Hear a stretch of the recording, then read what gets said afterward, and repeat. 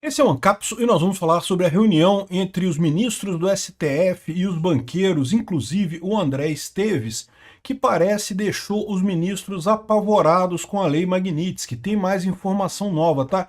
Isso não é novo, isso aconteceu há 2 dias atrás. Eu fiz um vídeo sobre isso há 2 dias atrás. Aqui, esse vídeo aqui, ó.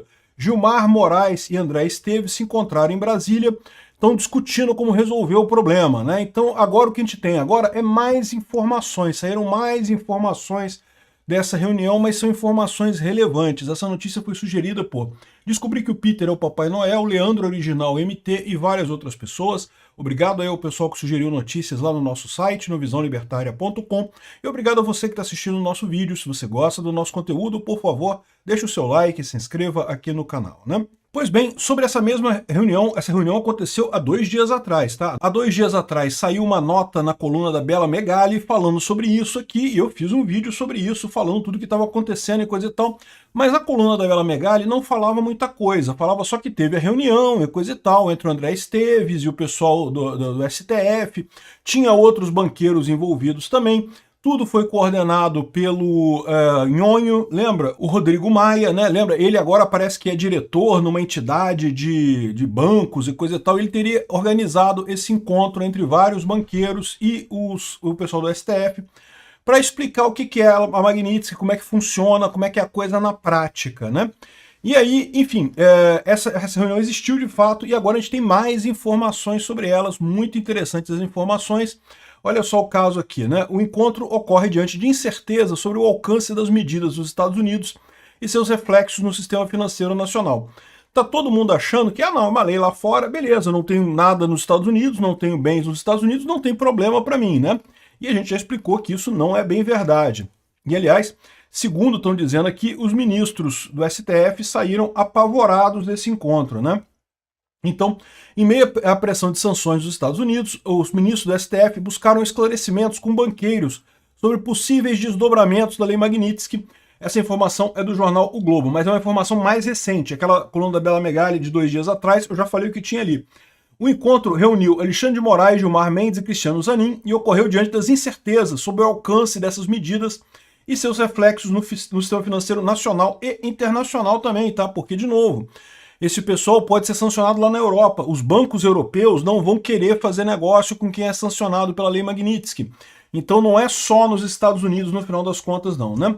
Então aqui, ó, entre os participantes estavam André Esteves, do BTG, José Vita, do Itaú, Alessandro Tomal, do Santander, além do presidente da Federação Brasileira de Bancos, e Rodrigo Maia, que foi quem organizou a coisa toda, que é o ex-presidente da Câmara e atualmente dirige a Confederação Nacional de Instituições Financeiras, né? Então, ou seja, é o que eu falei naquele dia mesmo, né? Teve uma reunião desse pessoal todo, eles vendo o tamanho da merda, né? Também estava o Messias e parece que o Gonê também estava nessa história, a gente viu no outro vídeo lá isso daqui, né? Conforme relatos, as reuniões foram longas em razão da complexidade do cenário. Os ministros buscavam entender as limitações técnicas impostas pelas sanções e até onde Trump poderia avançar. Os banqueiros detalharam que o sistema bancário utiliza filtros automáticos para identificar possíveis alvos da Lei Magnitsky, inclusive em operações simples como o PIX. Olha só, porque é o que eu falo para vocês, esse pessoal está falando, a gente vai falar depois desse caso aqui, ó, da Fernanda Melchiona, que protocolou um projeto para proibir instituições financeiras de aplicarem leis estrangeiras como a Magnitsky. Meu amigo, não é assim que funciona, não. Quando o banco brasileiro vai fazer negócio nos Estados Unidos, ele tem que assinar um contrato com as instituições americanas. E esse contrato inclui aplicar essa lei. Se o banco brasileiro não puder aplicar essa lei por uma lei brasileira, simplesmente você está cortando o Brasil do sistema financeiro mundial. É muito pior nesse caso, né? Mas enfim, o que ele está falando aqui é que é tudo automático. Não tem esse negócio de, deixa eu ver se eu vou aplicar ou não vou aplicar. Não, eu vou manter a conta aqui, não, eu vou permitir isso aqui. Na verdade, a coisa toda está embutida nos sistemas dos bancos, porque, né, é fruto desses acordos.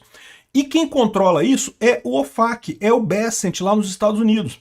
O BESCENT, por enquanto, botou o nome do Alexandre de Moraes na lista, mas as sanções em si ainda estão sendo colocadas na coisa, né? Então, assim, você não sabe ainda qual filtro que tem contra o Alexandre de Moraes. Então, aqui, ó, de acordo com os executivos, as sanções atuais atingem transações em dólar, mas ainda não impedem o acesso ao sistema financeiro nem ao SWIFT, responsável por transferências internacionais. Mas veja, no momento que o Bessent colocar essas restrições lá nos Estados Unidos, os bancos brasileiros automaticamente entram nisso daí, porque eles não podem abrir mão. Isso já é tudo automático, já é dentro do sistema isso daí, né?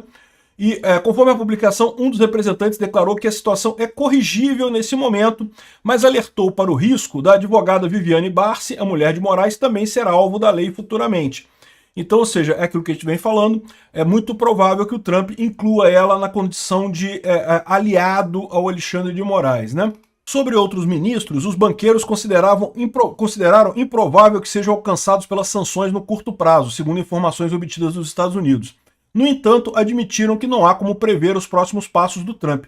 Só depende do Trump em última análise. Tá? Tem um processo interno, eles fazem um processo de levantamento, tem que ser aprovado em 4 ministérios do Trump. Esse processo aconteceu com Alexandre de Moraes, pode acontecer com os outros ministros. Está sendo feito para os outros ministros. A decisão final é do Trump se coloca ou não, né? Então, o Trump pode resolver colocar do jeito que a situação tá, né? Então, a visão é essa. O pessoal saiu apavorado com essa reunião, justamente porque realmente seria uma coisa crítica para eles, né? E mais do que isso, Estados Unidos cercam familiares para asfixiar ministros do STF com lei Magnitsky. O Trump, além de estar fazendo o levantamento para aplicar Magnitsky em outros ministros do STF, a gente sabe que tem 7 nomes sendo estudados pelos diversos ministérios lá do Trump para aplicação da Magnitsky, não sabemos quais são esses nomes. Além disso, aqui, ó, o governo dos Estados Unidos já tem em mãos uma lista com informações aprofundadas sobre todos os escritórios de advocacia que pertencem a familiares de ministros do STF ou dos quais esses parentes são sócios. Explicando isso, eu já falei aqui algumas vezes, mas é bom esclarecer para o pessoal como é que funcionam esses tribunais superiores lá em Brasília. Todos eles, não é só o STF não, tá? O TST, o TSE, todos os tribunais superiores lá de Brasília. Cada ministro desses tem um tribunal ligado a ele. Pode ser o da esposa, pode ser do filho, pode ser do primo, pode ser de algum amigo que não tem nada a ver, não tem parentesco direto com ele. Mas lá em Brasília, todo mundo sabe. Ah, é o ministro fulano de tal? Ah, vai no escritório, sei lá o que, limitada. Você vai naquele escritório, é o escritório ligado ao ministro. E aí, ali você consegue um tratamento mais, entendeu? Não quer dizer que seja uma corrupção direta, tá? Que você vai pagar o escritório e o ministro vai decidir a seu favor. Não é assim que funciona a coisa. Algumas vezes pode ser que seja assim, tá? Mas normalmente não é assim. Normalmente o que você consegue é você ser visto por bons olhos. Você contratou o escritório, se você tiver um caso ali limítrofe, pode ser que o seu caso seja visto com bons olhos por esse ministro, nesse caso, né? Enfim, e lógico, é nesses escritórios que está o grosso do faturamento dos ministros, né? O salário de ministro é 40 mil reais, 50 mil reais, sei lá, por mês, o que é um bom salário. Aqui no Brasil, é um excelente salário, 50 mil reais por mês é um ótimo salário aqui no Brasil. Mas não tenho ilusão, meu amigo, para ter uma empresa igual o IDP lá em Portugal, ter casas, apartamentos espalhados pelo mundo e não sei o que lá, a riqueza desses ministros, não é com 50 mil reais por mês, meu amigo. 50 mil reais por mês você não faz isso, não. Isso é justamente da grana grande que entra desses escritórios, né? Aqui, ó, a gestão Trump também possui um levantamento detalhado de institutos de ensino. IDP, meu amigo, o Instituto da Dupla Penetração do Gilmar Mendes aqui. E pesquisas ligadas, de alguma maneira, aos magistrados da Suprema Corte. Meu amigo Sapão, vai dar ruim, hein? O tal do IDP, o Instituto da Dupla Penetração, não vai funcionar muito tempo mais, cara. Conforme interlocutores, o governo americano busca garantir que um eventual endurecimento na aplicação da Magnitsky não seja inócuo, com ministros usando o CNPJ de uma empresa ou movimentação financeira de institutos privados, nos quais sejam sócios. Então, o pessoal saiu apavorado dessa reunião aqui com os banqueiros e a situação tende a piorar. O filho do Barroso desistiu de voltar aos Estados Unidos por receio de sanções, né? Então, ainda não está oficializado que o pessoal perdeu o visto, mas já ficou aqui para Brazoca mesmo, né? Não tem jeito, vão ter que ficar por aqui mesmo. A filha do Barroso, teve gente dizendo que ela já veio para o Brasil, mas a gente não sabe onde é que ela tá? O fato é que o filho dele iria voltar para os Estados Unidos, ele trabalha lá no BTG Pactual, lá em Miami, e aqui, ó, o Bernardo atua como diretor associado do BTG Pactual em Miami. Ele estava de férias na Europa quando, em 18 de julho, foi anunciada a medida que revogou os vistos de 7 ministros do STF, inclusive do Barroso, e de seus familiares. Não houve a divulgação oficial da lista de pessoas afetadas, o que levou Bernardo a optar por não tentar reingresso nos Estados Unidos. veio pro Brasil. Seja bem-vindo ao Brazoca, meu amigo. É isso daí. Seja bem-vindo a Xandaquistândia. Estamos aqui todos amarrados nessa porcaria, né? Enfim, a escolha de não retornar foi tomada como precaução. Isso é importante realmente. Por quê?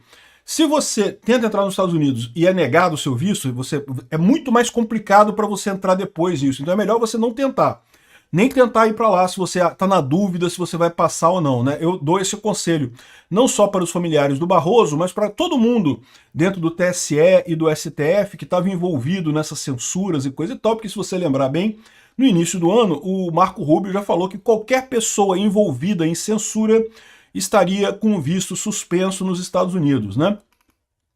Enfim, essa é a situação. O pessoal está apavorado, está vendo o tamanho da Lei Magnitsky nisso daqui e vai piorar muito mais.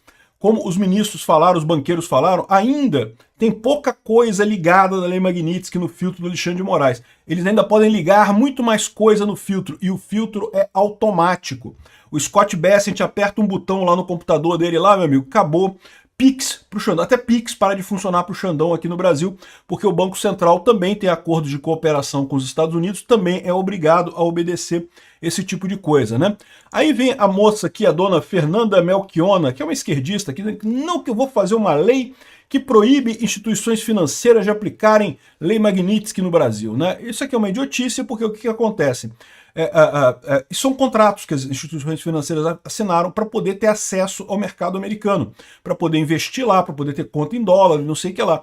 Se as instituições brasileiras forem proibidas de ter esse tipo de contrato, simplesmente o Brasil volta 20 anos do passado. Que 20 anos? 50 anos no passado.